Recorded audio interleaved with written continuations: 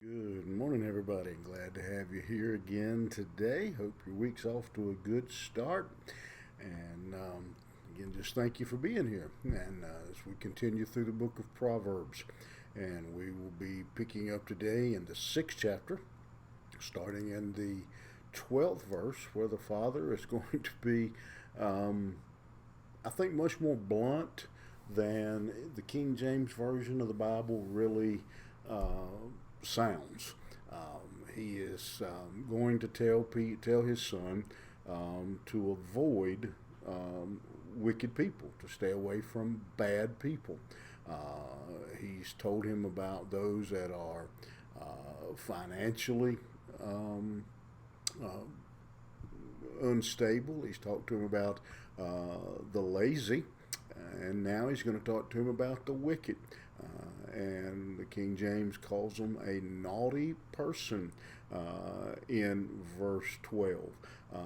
And again, as I said, I think it's much stronger than our translation here really reveals, because we use the word naughty, I think, pretty often to kind of almost in a joking way many times. But the word naughty here means a person. A naughty person is a person of the devil, a person that has no good qualities, a person there's no good thing to say about that person. And so he's going to tell him to avoid those people. The first reason he gives, he says, because they walketh with a froward mouth.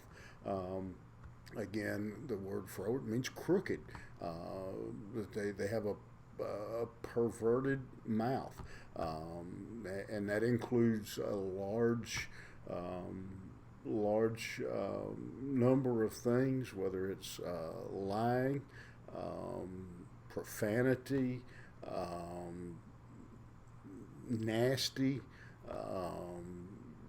bad mouthing God, just anything along those lines. He says those are the people that he says that that his son should avoid, and that they have.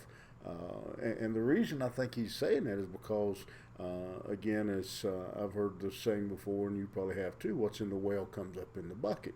If they've got a foul mouth, they've got a foul heart. And so they're using this wicked, perverse speech routinely. He says then they're rotten at the heart, and so avoid those people. He winketh with his eyes, he speaketh with his feet, he reacheth with his fingers. Frowardness is in his heart. He deviseth mischief continually. He soweth discord. He says basically everything about him is wicked. He's got shifty eyes. Everything about him. He's he's wicked. He has his eyes, his feet, his fingers. All of these things show that he is evil. And I think about that. What he looks at, where he goes, what he handles, all those things show that this man is wicked. He devises mischief. Son, don't hang around with this man because he's a troublemaker. And their words, their body language, everything about them, all the way down to their heart, is wicked because they have turned from God. And you don't want to be around that. You don't want to be drug in to that type of lifestyle. Therefore, in verse 15, shall his calamity come suddenly.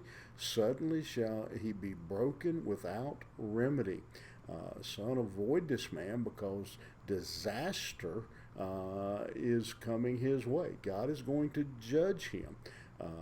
And you just don't want to be around, you don't want to be associated with that kind of person.